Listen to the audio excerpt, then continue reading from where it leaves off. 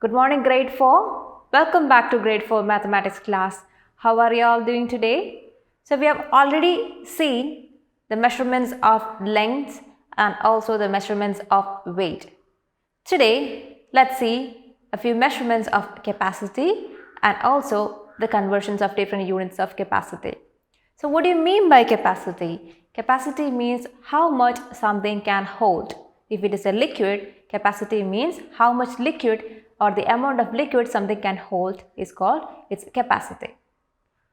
Now, we use different units, or there are a few commonly used units for capacity. We use milliliters or liters commonly, but the standard unit of capacity is liter. Now, let's see the units of capacity. So, 1 liter, you all are familiar with the term liter. So, liter is represented with the letter capital L. So, 1 liter is equal to 1000 milliliters. Keep this in mind, make a note of it in your notebook. 1 liter is equal to 1000 milliliters. So, if 1 liter is equal to 1000 milliliters, what would be 2 liters?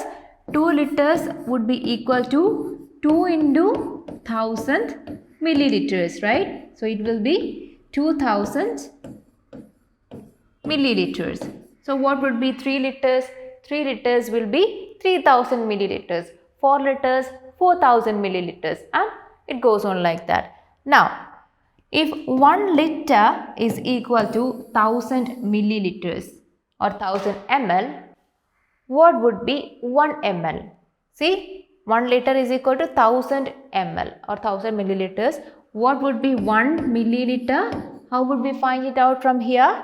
See, we want to make this side 1. This is 1000 milliliter. How do we make it 1 milliliter? If we divide this 1000 by 1000 itself, we get 1 here, right? So, since we are doing it on this side, we should do the same this side. So, I am going to divide both sides with 1000. So, here it is 1 liter divided by 1000, and here it is 1000 milliliters divided by 1000. So, number by number itself, what is the quotient? 1000 by 1000, it is 1. So, here we have 1 milliliter, and here we have 1 liter divided by 1000. So, hence we can write 1 milliliter is equal to 1 by 1000 liter. So, keep in mind, make a note of this in your notebook. 1 liter is equal to 1000 milliliters and 1 milliliter is equal to 1 by 1000 liters. Now, let's do one activity. This is from your textbook, page number 134. You can see this picture there. Tick the measuring cylinders that will together fill the jug completely. You can see a jug here which has got a capacity of 800 milliliters, and here you can see a few measuring cylinders, and each one has got a capacity. The first 3 ones have a capacity of 200 milliliter each. You have to tick the measuring cylinders which will add up to 800 milliliter. So, which are the measuring cylinders? The first one is 200 milliliter. Let's select that one. Now, we have to select one more. So, now it is 200 plus 200, 400 milliliters. Plus this 200, now it's 600 milliliters. Now, here 100 milliliter cylinder is there. So, let's take that. So, 200 plus 200 plus 200 plus 100. That is 700 milliliter in total now. But we have to get to 800 milliliter. So, it is 700 till here, and here 250 milliliters. So, let's take both. So, right now we have reached the 800 milliliter mark. So, these many cylinders can be used to fill this jug completely. So, I hope this is clear to you. Now, we will see some examples of conversions. Convert 3500 milliliter into liters and milliliters.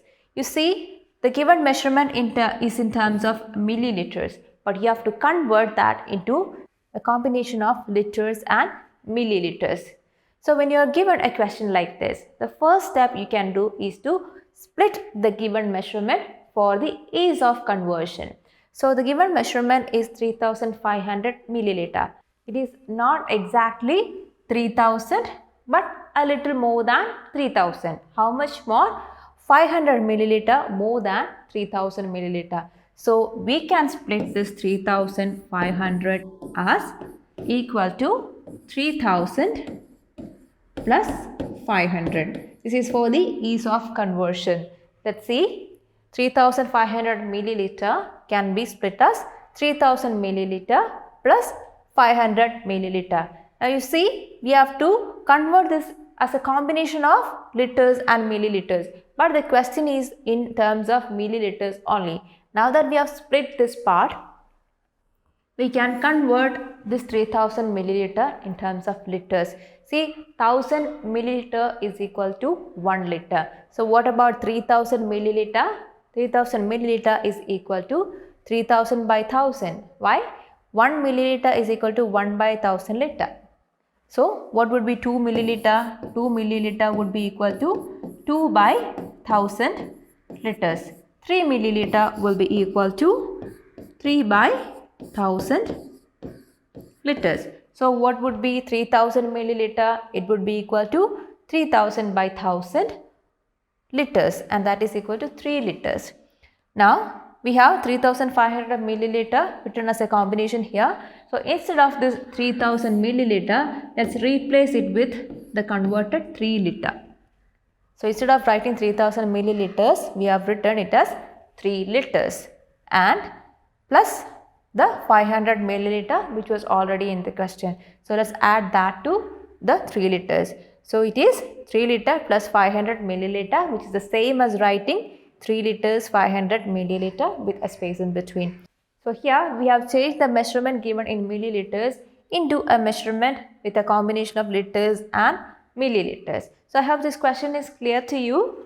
Now convert 22 liters 10 milliliters into milliliters. So the question given here is in terms of 22 liters 10 milliliters, and we have to change that into milliliters alone. So for the ease of conversion, let's first split the given measurement. So 22 liters 10 milliliters can be written as a combination of 22 liters plus 10 milliliters. Now look at the question. We have to change the given measurement in terms of milliliters alone. So here we have a milliliter part, but we have a liter part also. What we can do, we can convert this liter into milliliters and add it to the 10 milliliter so that we will get a final answer in terms of milliliters alone. So let's see the steps. 22 liter 10 milliliter is equal to 22 liter plus 10 milliliter, and 1 liter is equal to 1000 milliliter. So we can write 22 liters is equal to 22 into 1000, and that is equal to 22,000 milliliters. And we have a 10 milliliter already given in the question. So 22 liter 10 milliliter is equal to 22,000 milliliter. See, instead of writing this 22 liters, we have replaced it with 22,000 milliliters plus the 10 milliliter, and that is equal to 22,010 milliliters in total. We have changed the given measurement in terms of liters and milliliter into an equivalent measurement in terms of milliliters alone. I hope this is clear to you. Let's see the next one. Convert 42,340 milliliters into liters and milliliters. Now, the given measurement is in terms of milliliters alone. We have to change that as a combination of liters and milliliters.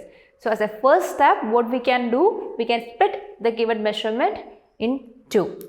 So the given measurement is 42,340, which is a little more than 42,000. So let's split that as 42,000 plus 340 milliliters. Now we can easily convert this 42,000 milliliters into liters. How?